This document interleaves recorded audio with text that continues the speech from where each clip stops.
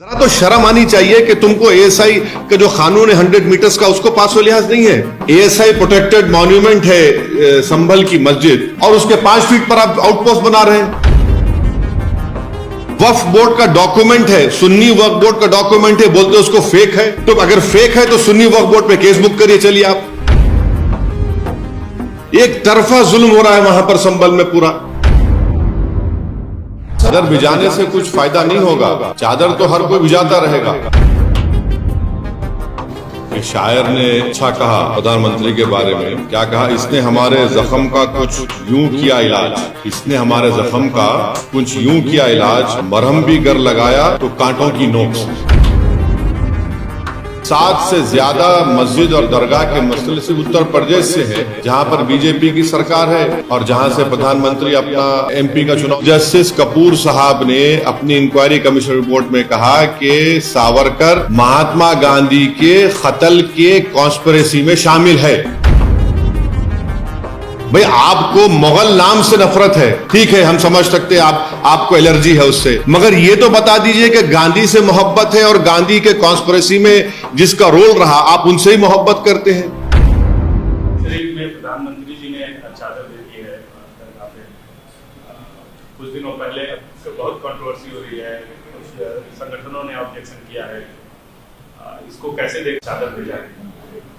ये प्रधानमंत्री जो चादर भिजाए हैं, किसी शायर ने अच्छा कहा प्रधानमंत्री के बारे में, क्या कहा? इसने हमारे जख्म का कुछ यूं किया इलाज, इसने हमारे जख्म का कुछ यूं किया इलाज, मरहम भी गर लगाया तो कांटों की नोक से।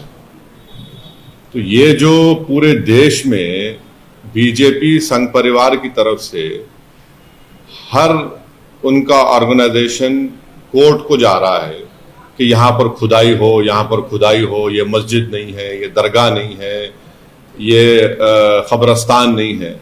तो प्रधानमंत्री अगर चाहते हैं तो ये तमाम चीज़ों पर रोक लग जाएगा।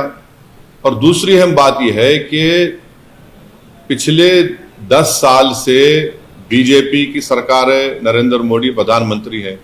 प्लेसेस ऑफ वर्शिप एक्ट जो पार्लियामेंट में पास हुआ और राम मंदिर के जजमेंट में उसको नॉन रिट्रोग्रेशन की बात सुप्रीम कोर्ट ने कही दी, उसके बावजूद भी सरकार का कोई स्टैंड ही नहीं है उसके ऊपर।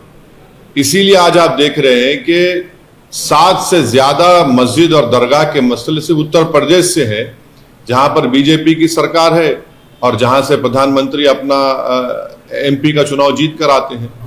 तो ये सिर्फ चादर भिजाने से कुछ फायदा नहीं होगा, चादर तो हर कोई भिजाता रहेगा, मगर उस चादर को भिजाने के पीछे जो पैगाम एक सरकार देती है वो ये देती है कि हम सिर्फ चादर नहीं भिजा रहे हैं, हम उस समुदाय को, उस देश की जनता को जो इन तमाम चीजों पर आस्था रखती है, दरगाह मस्जिद में, उसको हम दरगाह और मस्जिद मानते हैं। आप चादर तो भिजा रहे हैं, मगर आप ही के चाहने वाले कोर्ट को जा रहे हैं कि ख्वाजा अजमेरी की दरगाह दरगाह नहीं है, मसाजिद मसाजिद नहीं है। तो ये इस चीज को ये रोकने की जरूरत है और असली काम जो सरकार को करना है वो रोके, इन तमाम चीजों को रोक लगाए कि क्या ये क्यों कर रहे हैं लोग सब जाकर तमाम। सावरकर की आइडियोलॉजी वगैरह को चैलेंज करते रहते हैं, उसकी मुखालफत करते रहते हैं। कल प्रधानमंत्री से एक डीयू में कॉलेज खोला जाएगा सावरकर के नाम पे, वीर सावरकर के नाम, क्या कहेंगे? नहीं, हम प्रधानमंत्री से एक ही बात पूछना चाह रहे कि क्या उनकी सरकार कपूर कमीशन ऑफ इंक्वायरी के जो फाइंडिंग्स है, जिसमें चीफ जस्टिस कपूर साहब ने अपनी इंक्वायरी कमीशन रिपोर्ट में कहा कि सावरकर महात्मा गांधी के कत्ल के कॉन्स्पिरेसी में शामिल है, ये प्रधानमंत्री हमको बता दें। क्या वो इनकी सरकार उस Kapoor commission of inquiry report को मानती है, नहीं मानती है? और अगर महात्मा गांधी से आपको मोहब्बत है, जो हर गांधी जयंती के दिन प्रधानमंत्री और बीजेपी आरएसएस गांधी के फोटो के सामने फूल माला चढ़ाते हैं, राजघाट को जाते हैं, तो फिर ये गांधी से कैसी मोहब्बत कि कपूर कमीशन ऑफ इंक्वायरी कहता है कि ये कॉन्स्पिरेसी में शामिल थे? वो बता दे प्रधानमंत्री। भाई, आपको मुगल नाम से नफरत है, ठीक है, हम समझ सकते हैं आपको एलर्जी है उससे, मगर ये तो बता दीजिए कि गांधी से मोहब्बत है और गांधी के कॉन्स्पिरेसी में जिसका रोल रहा आप उनसे ही मोहब्बत करते हैं। ये कैसी मोहब्बत है?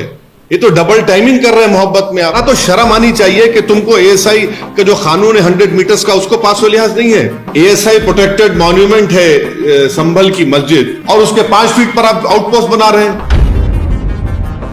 वक्फ बोर्ड का डॉक्यूमेंट है, सुन्नी वक्फ बोर्ड का डॉक्यूमेंट है, बोलते उसको फेक है। तो अगर फेक है तो सुन्नी वक्फ बोर्ड पे केस बुक करिए। चलिए, आप एक तरफा जुल्म हो रहा है वहां पर संभल में पूरा। सर, जो संभल वाले वायलेंस के मामले में उत्तर प्रदेश पुलिस ने खुलासा किया है कि जो गैंगस्टर इसमें इन्वॉल्व हो रहे हैं उनको डायरेक्शन किसी तरह से दुबई से मिल रहा है, उसके ऊपर इन्वेस्टिगेशन। अरे गोलियां चल के 5 लोगों की मौत हो गई है, बच्चे हैं, छोटे बच्चे, उसमें सीने के ऊपर उनको गोलियां लगी है, को पीठ पे लगी है, और आप क्या कह रहे हैं? पूरा ओपनली आप एक समुदाय के खिलाफ आप जा रहे हैं।